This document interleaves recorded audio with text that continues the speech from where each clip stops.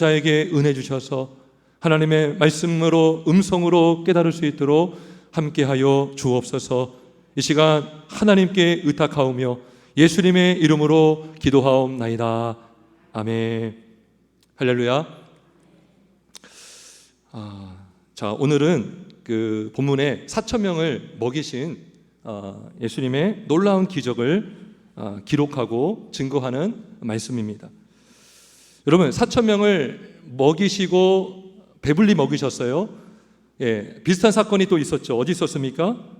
예수님께서 오병이어 물고기 2마리와 떡 5개로 그 수많은 사람들을 먹이신 사건과 우리가 오늘 읽은 4,000명을 먹인 사건이요, 굉장히 흡사합니다. 근데 좀 차이가 있어요. 어떤 차이가 있느냐? 앞에서는 물고기 떡 5개, 근데 여기서는 떡 7개. 그렇죠? 그리고 거기 있었던 사람들이 앞에서는 오병이어 때는 남자의 수만 5,000이었고 여기는 전체 포함해서 한 4,000명 정도가 됩니다. 자, 그리고 오병이어 사건은 유대인들을 대상으로 나타내신 기적이고요, 오늘 우리가 읽은 4,000명을 먹이신 사건은 이방인들을 중심으로 베풀어 주신 하나님의 기적입니다. 또 차이가 좀 있습니다. 오병이어 때는 다 먹고 나서 얼마가 남았죠? 12바구니가 남았고요, 4,000명을 먹이고 나서는 7광주리가 남았습니다. 바구니보다는 광주리가 더 크죠. 이렇게 좀 차이가 있지만 오병이어 때 사건과 4,000명을 먹이신 사건에 아주 정확하게 일치하는 공통점 하나가 있습니다. 여러분 혹시 발견하셨습니까? 뭘 것 같아요? 그건 바로 예수님께서 두 사건을 일으키신 동기가 동일합니다. 어떤 동기로 하셨죠? 바로 오늘 2절에 보면 내가 무리를 불쌍히 여기노라 라고 말씀하고 있어요.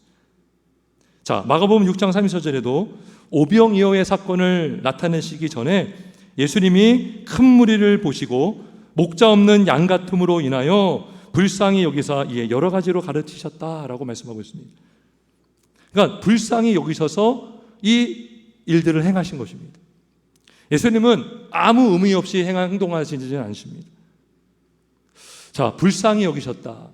요 단어가요, 마가복음 6장 34절에서 불쌍히 여기셨다라는 단어와 오늘 우리가 읽은 8장 2절에 불쌍히 여겼다라는 단어가요, 헬라어 원어로 똑같습니다.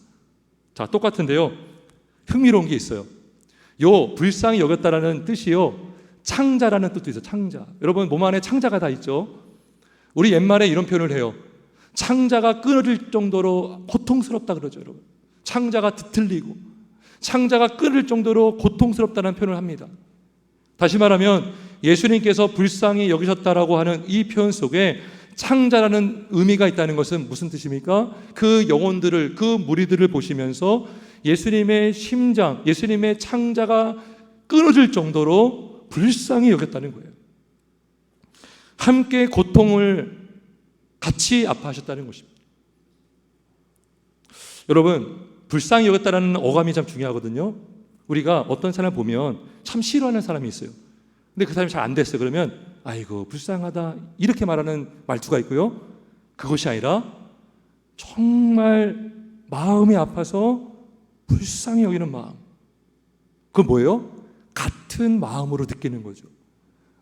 앞에서 제가 예를 들었던 것은 남을 깔보고 무시하는 표현에서 아유 불쌍하다 찌찌찌 하는 건데, 예수님이 하신 불쌍한 것은 그것이 아니라 그 무리들을 보시면서 진정으로 같이 아파하고 그들의 고통이 예수님의 고통인 것처럼 불쌍히 여기시는 마음으로 아팠다는 것입니다. 예수님의 사역을 보잖아요. 항상 이러한 불쌍히 여기시는 마음으로 많은 일들을 하셨습니다.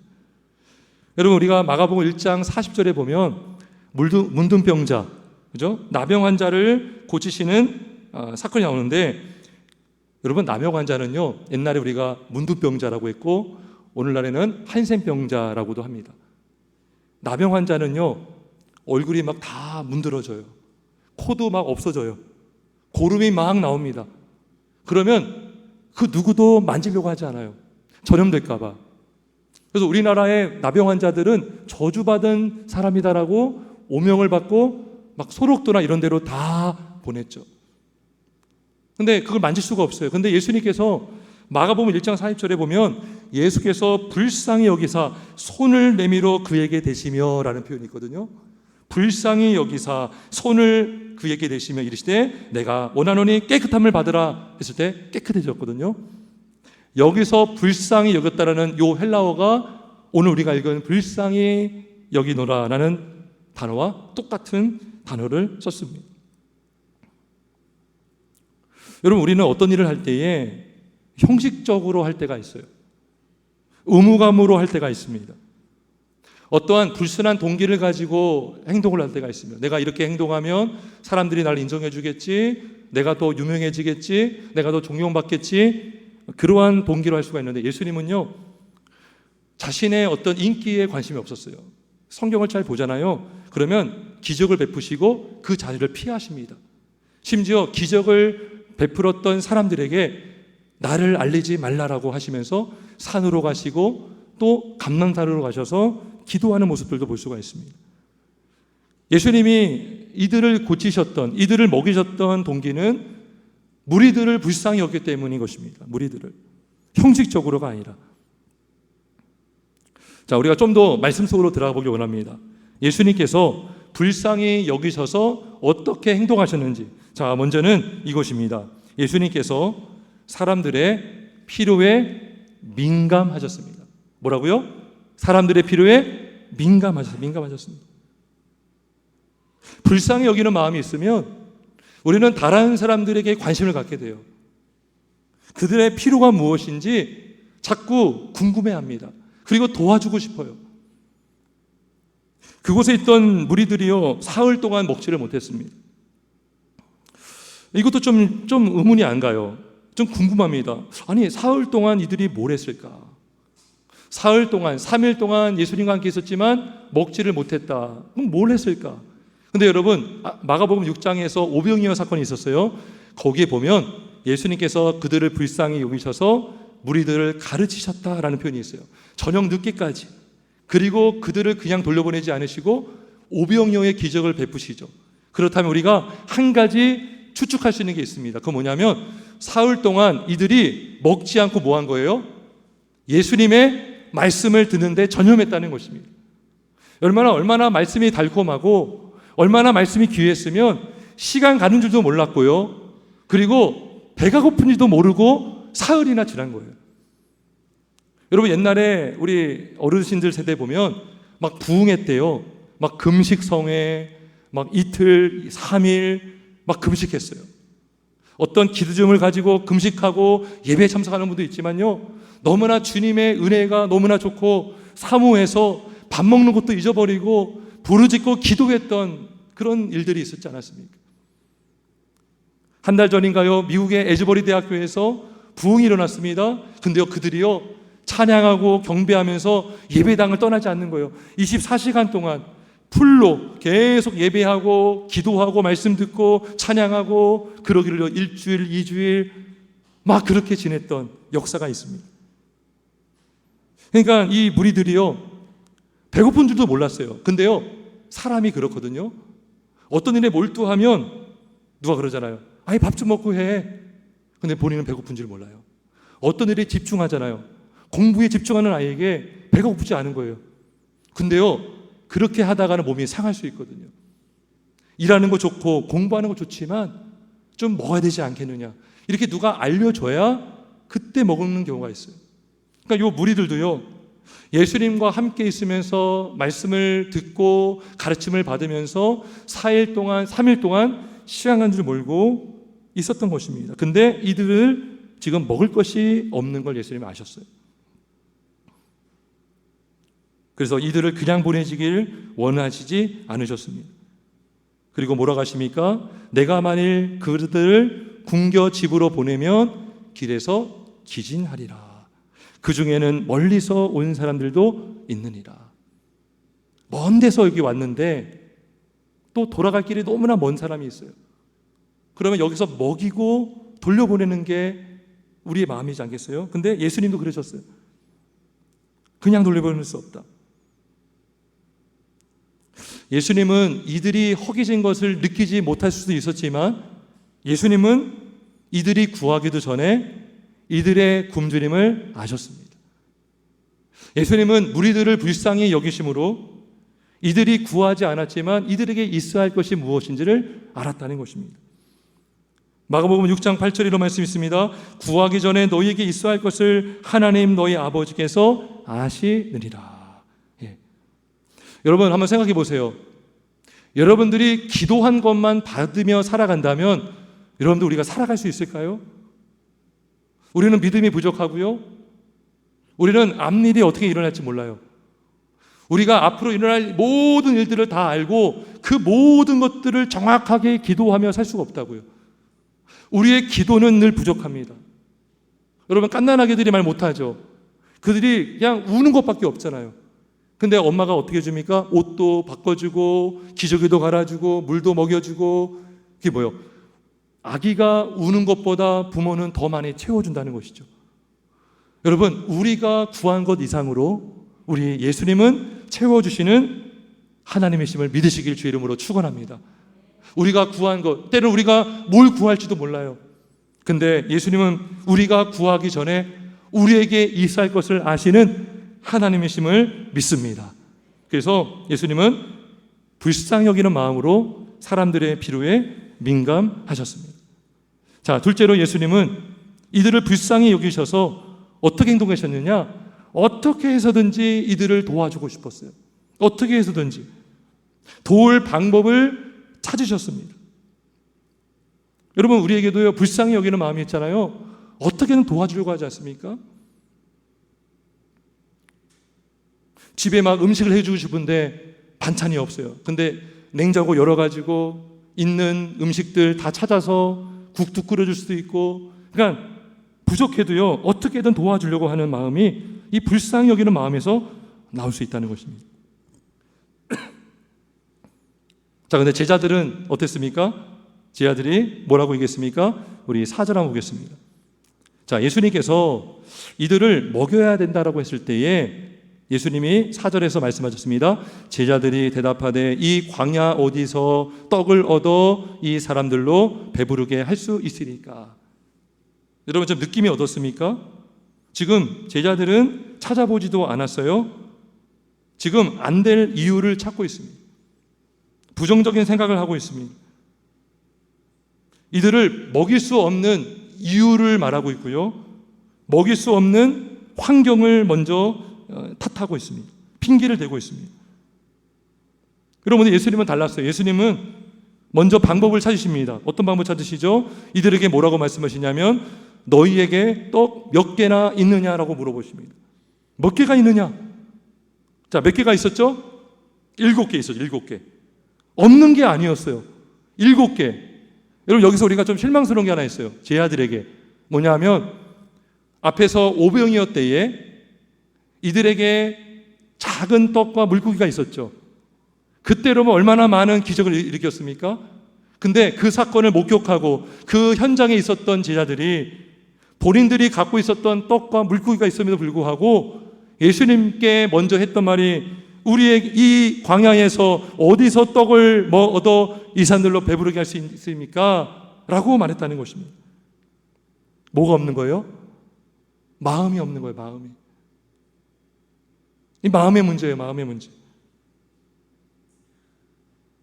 예수님은 어떤 마음이 있었습니까? 불쌍히 여기는 마음이 있었죠. 그래서 어떻게든 도울 방법을 찾으셨고요. 근데 제 아들은 마음이 없었습니다. 믿음도 없었습니다. 예수님을 의지하지도 않았습니다. 신뢰하지도 않았습니다. 하지만 예수님은 불쌍히 여기는 마음으로 이들을 도울 방법을 찾으셨고 그들에게 떡 7개가 있다는 것을 발견하셨습니다. 그리고 어떻게 하셨습니까? 이들을 배불리 먹이셨어요. 배불리 먹이셨어요. 떡을 축사하시고 떼어서 나눠주게 하시고 또 생선 두 마리를 또 축복하시고 또 이것도 나눠주게 하셨어요. 그랬더니 8절에 보니까 배불리 먹고 남은 조각 7광주리를 거두었다라고 말합니다. 배불리 먹이셨어요. 배불리. 여러분, 손님이 온다고 할 때 여러분들 딱 맞게 준비하세요? 아니면 여유 있게 준비하십니까? 어떠십니까? 여유 있게 준비하죠. 그죠? 제가 아는 어떤 사모님이 계시는데요. 예전에 이제 목사님들 이렇게 모임이 있었어요. 갔는데 너무나 많이 준비하신 거예요. 근데 그 목사님이 하는 말이, 사모님은 손이 크다고 하더라고요. 손이 크다고. 손이 크다는 게 뭐예요? 결국 마음이 넓다는 거죠. 남을지언정. 남으면 뭐 하면 돼요? 나중에 싸주면 되는 거죠. 싸주면 되는 거죠. 명절 때나 어떤 잔치 때에 여러분, 그 가나운 잔치에 포도주가 떨어졌잖아요. 이건 난리가 나는 거거든요. 그죠? 그러니까 잔치집에서 음식이 금방 떨어졌다. 그러면 얼마나 난감합니까? 그죠? 근데 남에게 욕먹지 않기 위해서 음식을 많이 준비하는 것이 아니라 그 마음에 뭐가 있는 거죠? 섬기려고 하는 마음, 먹이고 싶은 마음, 또 베풀고 싶은 마음이 있는 거예요. 배불리 먹이고 싶은 마음이 있다는 것입니다. 예. 예전에 어떤 분이랑 식사하는데요. 한 4분이 먹는데 많은 음식을 시킨 거예요. 이거 남을 것 같은 거예요. 근데 그 분이 목사님이신데 딱 오병이어랑 요 칠병이어의 사건을 딱 비유로 드시더라고요. 예수님도 배불리 먹고 남기셨다 그러더라고요. 예. 그러니까 이게 뭐예요? 예수님께서 정말 이들을 마음껏 먹이길 원하셨던 거예요. 배불리 아주 딱 맞게 준 것이 아니라 먹고도 남을 정도로 주시는 분이 예수님이신 줄 믿습니다. 여러분, 시편 23편 1절의 말씀이 뭡니까? 여호와는 나의 목자시니 내게 부족함이 없으시리라.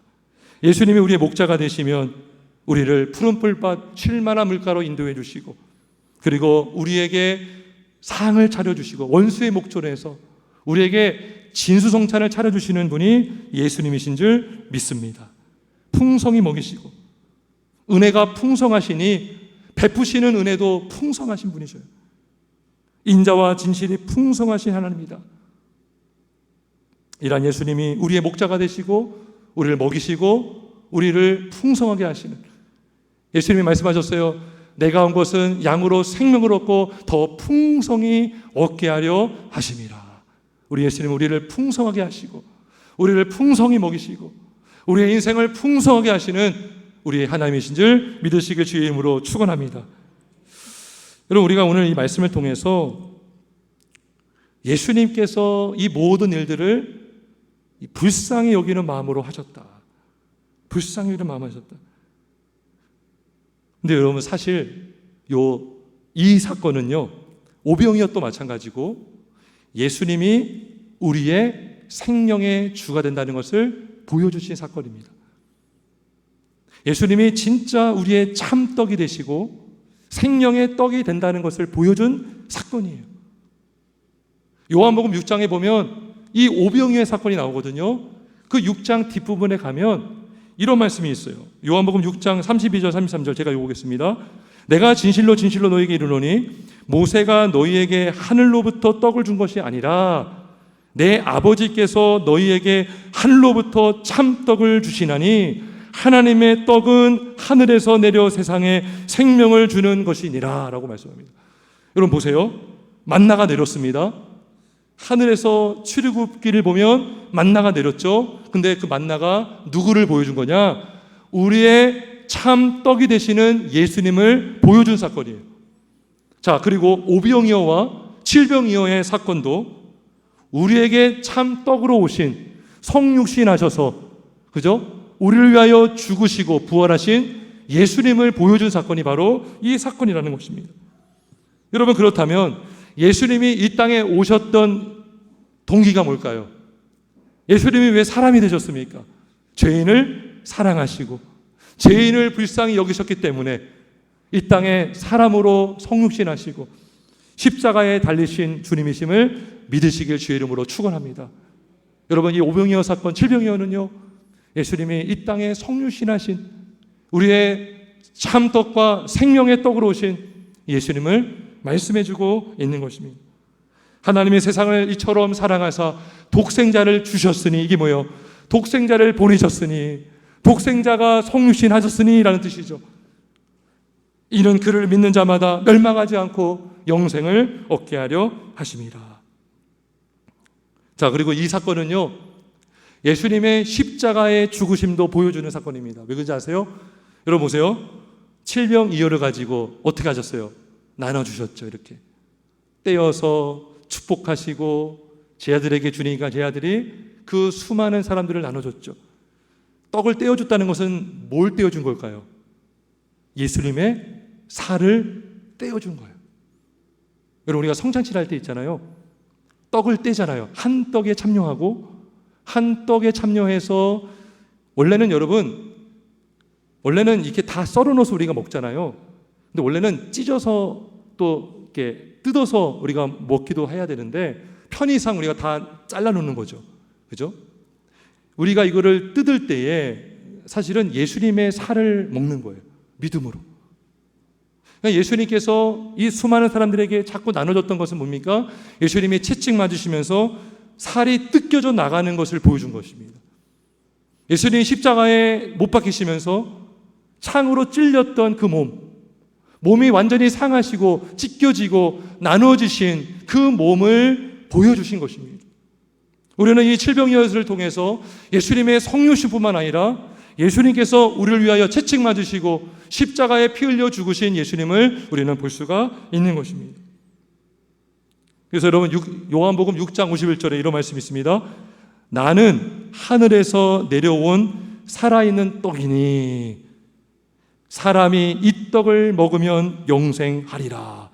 내가 줄 떡은 곧 세상의 생명을 위한 내 살이니라 하니라. 그래서 이 떡을 먹으면 살리라. 그죠? 굶주렸던 영혼들이 무리들이 떡을 먹고 배불리 먹었죠. 우리가 예수를 믿는다는 것은 뭡니까? 그분을 영적으로 먹는다는 것이고, 우리가 성찬에서 떡을 떼고 먹는다는 건 뭡니까? 우리가 영적으로 믿음으로 예수님의 살을 믿음으로 바른다는 것입니다. 이 모든 일들을 예수님은 그 죄인들을 사랑하시고 불쌍히 여기셔서 성신하시고 십자가에 달리신 줄 믿습니다. 심지어 예수님은 십자가 달려 죽는 순간까지 죄인들 위해서 기도하셨어요. 이렇게 기도하셨습니다. 아버지, 저들을 사하여 주옵소서. 자기들이 하는 것을 알지 못함이니이다. 이 기도를 어떻게 할 수 있었을까요? 예수님이 불쌍히 여기기 때문에, 죄인들을 불쌍히 여기기 때문에, 저들이 하는 죄가 죄인지를 알지 못하는 것을 너무나 불쌍히 여기기 때문에 예수님은 그렇게 기도할 수 있었던 것이죠. 놀라운 것은요, 예수님의 이 기도가 응답이 된 줄 믿습니다. 어떻게 응답받았습니까? 초대교회 때에 성령이 임하시고 베드로와 제자들이 성령을 받고 능력을 받아서 설교했을 때에 그 수많은 유대인들이요 회심하고 회개하면서 어찌할꼬 예수님을 믿고 구원을 받았습니다. 예수님이 기도했죠. 저들의 죄를 사하여 주옵소서. 그리고 그 기도가 오순절 성령 강림 사건을 통해서 이루어진 줄 믿습니다. 이 모든 사건이요 다 예수님의 어떤 마음으로 된 것이라고요? 불쌍히 여기는 마음으로 된 것입니다. 말씀을 좀 정리하겠습니다. 여러분, 이 예수님의 이 불쌍히 여기시는 은혜, 우리에게는 이 은혜가 필요한 줄 믿습니다. 이 은혜가 필요합니다, 여러분. 하나님의 불쌍히 여겨주시는 은혜가 없으면 우리는 죄와 사망과 지옥에서 구원을 받을 길이 없습니다. 예수님이 우리를 구원해 주신 것은 우리가 잘나서도 아니고 우리가 능력이 있는 것도 아니고 우리는 스스로 결코 죄와 사망에서 구원받을 길이 없는데 그러한 죄인을 보시면서 긍휼한 마음, 불쌍히 여기는 마음으로 이 땅에 오셔서 나의 죄를 대신하여 죽으신 우리 주님, 그 주님을 믿는 자는 영생을 얻고 멸망하지 않는 줄 믿습니다. 마태복음 18장에 보면요, 예수님의 이 엄청난 불쌍히 여기시는 은혜를 기록한 말씀이 나옵니다. 여러분, 1만 달란트 빚진 자의 이야기를 아실 겁니다. 한 종이 주인에게 1만 달란트 빚을 졌습니다. 여러분, 1만 달란트는요 16만 년 동안, 몇 년 동안이요? 16만 년 동안 쉬지 않고 일해서 벌어야 할 액수입니다. 근데 이 빚을 질 거예요. 주인이 이 빚을 갚으라 그랬어요. 갚을 길이 없죠. 그 주인이 불쌍히 여기셔서 뭐라고 했냐면 마태복음 18장 27절에 이렇게 기록합니다. 그 종의 주인이 불쌍히 여겨 놓아 보내며 그 빚을 탕감하여 주었다라고 말합니다. 여기서도요, 그 주인이 그 종을 불쌍히 여기셔서 빚을 탕감해 준 거. 얼마를요? 1만 달란트. 16만 년 동안 하루도 쉬지 않고 벌어서 얻을 수 있는 이 엄청난 큰 액수를 빚진 그 종에게 주인이 불쌍히 여겨 놓아 보냈다는 것입니다. 여러분, 이렇게 불쌍히 여김 받아서 빚을 탕감받은 자를 우리 주님은 어떻게 하길 원하실까요? 여러분, 우리가요, 우리의 죄값을 어떻게 해결할 수 있습니까? 여러분, 1만 달란트를 갚아도 우리의 죄값을 해결할 수가 없습니다. 그럼에도 불구하고 예수님의 불쌍히 여기시는 은혜로 말미암아 우리가 이 큰 죄 많은 인생, 이 죄의 빚에서 우리가 탕감받고 구원을 받은 줄 믿습니다. 여러분, 요 탕감받았던 하인이 어떻게 행동했어요? 자기에게 100다니엘을 빚진 사람을 불러서 목을 잡고 옥에 가뒀죠. 이것을 동료가 알고 주인에게 찾아가서 일릅니다. 그때 이 주인이 이렇게 말했습니다. 마태복음 18장 33절에 내가 너를 불쌍히 여김과 같이 너도 내 동료를 불쌍히 여김이 마땅하지 아니하냐. 무슨 말입니까? 우리가 하나님의 은혜로 구원받고 하나님의 불쌍히 여기시는 은혜로 구원받았다면 저와 여러분도 다른 이웃을, 다른 무리들을 불쌍히 여길 수 있는 줄 믿습니다. 그것을 우리 주님이 원하시는 줄 믿습니다. 여러분, 쉽지가 않습니다. 근데 여러분, 불쌍히 여기는 마음이 쉽게 듭니까? 안 듭니까? 쉽게 안 들어요. 우리 힘으로 다른 사람을 사실 사랑할 수가 없습니다. 내 힘으로 다른 영혼을 불쌍히 여기는 건 불가능합니다.